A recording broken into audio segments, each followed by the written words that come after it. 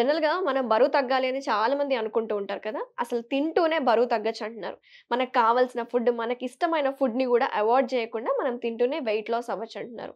So, natural రెమెడీస్‌తోని మనం ఇంట్లోనే ఈజీగా చేసుకొని బరువు తగ్గడానికి మంచి టిప్స్ వివరించడానికి ప్రస్తుతం మనతో పాటు ఉన్నారు. ప్రముఖ ఆయుర్వేద నిపుణులు డాక్టర్ శుభానాయుడు గారు ఉన్నారు. ఆయనతో మాట్లాడి పూర్తి వివరాలు తెలుసుకుందాం. నమస్తే సార్. నమస్తే అమ్మా.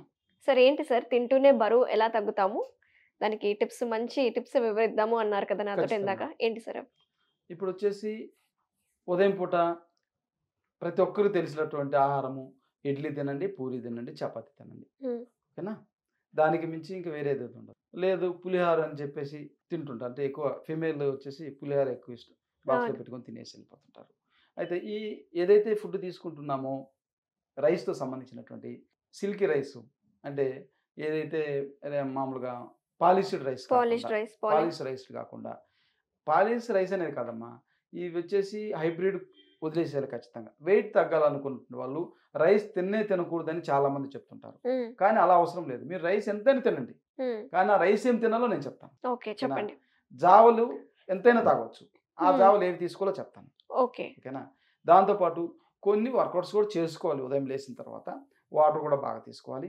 జనరల్‌గా వాటర్ అంటే వేడి నీళ్ళు వచ్చేసి పగలంతా తీసుకోకూడదు. హ్మ్. ఓన్లీ కూల్ అయిన తర్వాత రాత్రిపూట గానీ, ఎర్లీ మార్నింగ్ గానీ తీసుకోవచ్చు వేడి నీళ్ళు. ఓకే. ఇది కూడా బర్న్ చేస్తుంది. బాడీలో ఉన్నటువంటి కొలెస్ట్రాల్ లెవెల్స్‌నంతా కూడా. మరి చాలా మంది లీటర్లు తాగేస్తారు కదా సార్ అలా కాదు. లెవ్వంగానే. అది అయితే తాగొచ్చంటారా? యెస్. అప్పుడు వేడి పెరిగిపోతుంది శరీరంలో. ఓకే. వేడి పెరిగితే ఆటోమేటిక్‌గా వీళ్ళకి వేరే సమస్యలొస్తాయి. హుహు. అసిడిటీ పెరుగుతుందన్నమాట. అయితే పరగడుపున వేడి నీళ్ళు తాగకూడదా? తాగొచ్చు.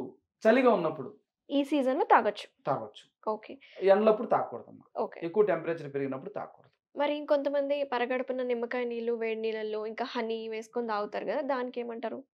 అంటే రకరకాలు ఎక్కువ పబ్లిసిటీ చేసుకొని దానివల్ల ఏవో తీసుకుంటుంటారు. అలా కాకుండా మీ వాటన్నిటికంటే కూడా అర్జున చూర్ణంతో టీ తాగితే సరిపోతుంది. హ్మ్. అవన్నీ అవసరం లేదు. ఇది బర్న్ చేస్తుంది.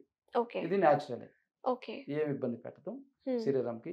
ఉదయాన్నే చలికాలంకొచ్చేస్తే వేడి నీళ్ళు తీసుకొని కానీ లీటర్లు నీళ్ళు తీసుకోవడం అనేది కరెక్ట్ కాదు ఒకేసారి. ఒక పావు లీటర్ పార్ట్‌గా తీసుకుంటేనే మంచిదమ్మా. ఓకే. అలా తీసుకుంటే వర్కౌట్ చేయడానికి బాగుంటుంది. పొట్ట నిండా నీళ్ళు తీసేసుకొని 1 లీటర్, 2 లీటర్లు పోసేసి వీళ్ళు వర్కౌట్ చేయాలంటే కష్టం కదా! అవును. కూర్చోవచ్చు. హ్మ్. ఆ 2 లీటర్ల నీళ్ళు తీసుకొని కూర్చోమంటే కూర్చుంటారు హ్యాపీగా. హ్మ్. కానీ ఏం చేయలేరు. చేయలేరు. కాబట్టి వర్కౌట్ చేయాలి కదా! కొంత తీసుకోవాలి. పావు లీటర్. అది కూడా బరువు తగ్గడానికి ఉపయోగపడుతుంది. అయితే ఫుడ్ విషయానికొస్తే హ్మ్. ఉదయం పూట వచ్చేసి జొన్నలు ఇడ్లీలు తినొచ్చు మీరు. జొన్న ఇడ్లీ. ఓకే. సామలు ఇడ్లీలు కూడా తినొచ్చు. హ్మ్. మిల్లెట్స్‌లో సామలు ఇడ్లీలు. హ్మ్. జొన్న జావ తాగొచ్చు. హ్మ్. ఓకేనా? జొన్న జావ చేసుకొని తాగొచ్చు. ఇంకో విషయం రాగి జావ అని చెప్పేసి ఎక్కువ మంది బాగా చెప్తున్నారమ్మా. అవును. రాగి జావ వాళ్ళకి పడితేనే తీసుకోవచ్చు. అందరికి పడదమ్మా. కొంతమందికి ఏమైతుందంటే అలర్జిక్ సింప్టమ్స్ వస్తాయి.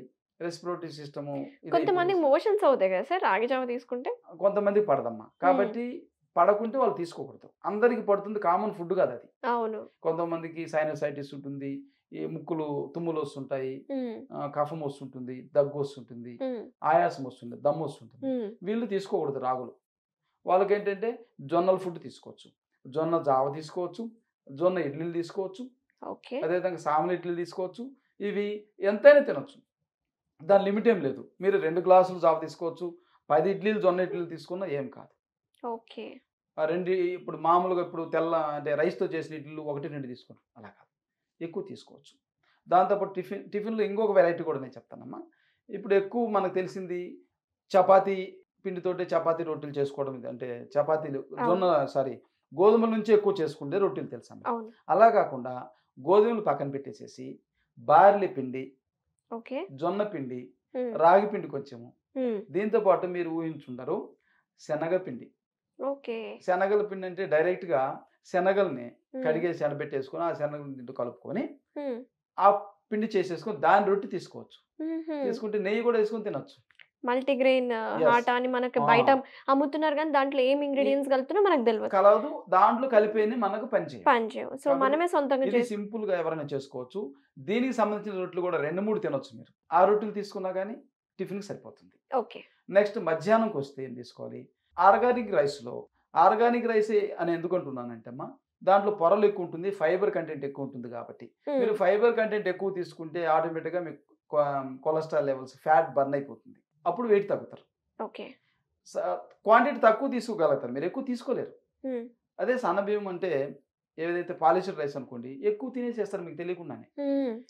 కానీ ఇప్పుడు చెప్పినటువంటి బ్రౌన్ రైస్ చెప్పాను, ఆర్గానిక్ రైస్లో అవి బాగా నమలాలి. నమలుకుంటే లోపల తినలేం కదా. కాబట్టి ఎంతైతే నములుతామో అంతే తినగలుగుతాం. క్వాంటిటీ తక్కువ తీసుకుంటాం.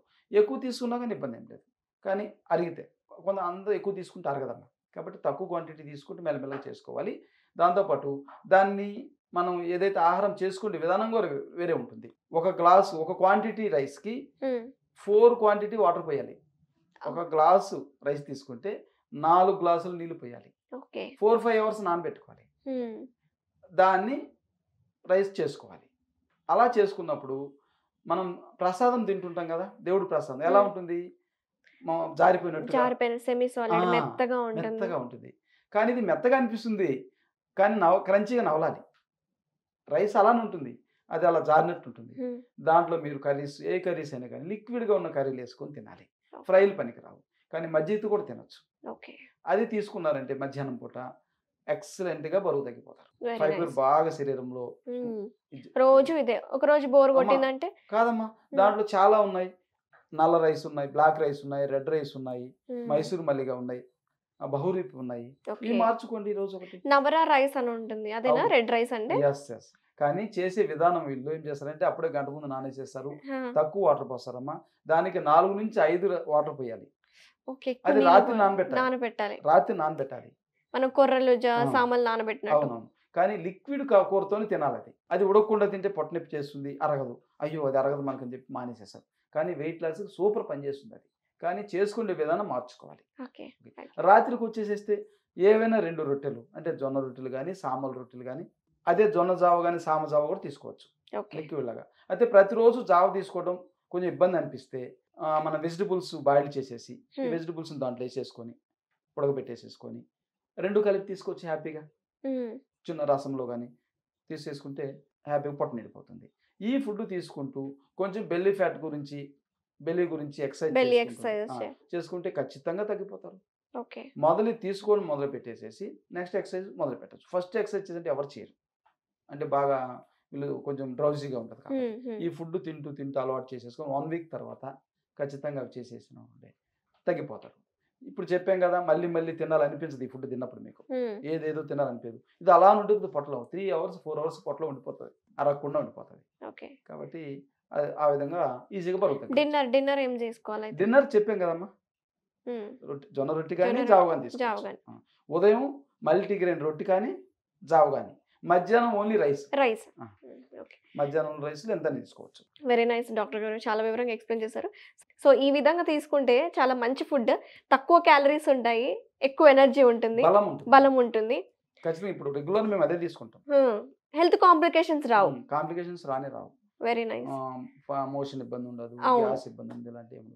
అదే రోజు మీరు సిల్క్ రైస్ తీసుకున్నటువంటి ఇవి ఒక్కొక్కటి శక్తి ఉండదమ్మా. శక్తి ఉండదు. ఇప్పుడు మనం తీసుకున్న వెంటనే ఆకలి వచ్చేస్తుంది. అది తింటే ఆకలి కాదు. ఇదైతే ఖచ్చితంగా పాటిస్తే ఒక 21 days కనుక తీసుకుంటే 45 days లో మంచి రిజల్ట్స్ ఉంటాయి. 45 days తీసుకోవాలంటారు. ఏదైనా 40 days అయితే అలవాటు పడి తర్వాత ఈ బయట ఫుడ్ తిన్నది అలవాటు అయిపోతుంది. అంత టేస్ట్ ఉంటుంది, చాలా టేస్ట్ ఉంటుంది. Thank you sir, thank you so much. నమస్తే.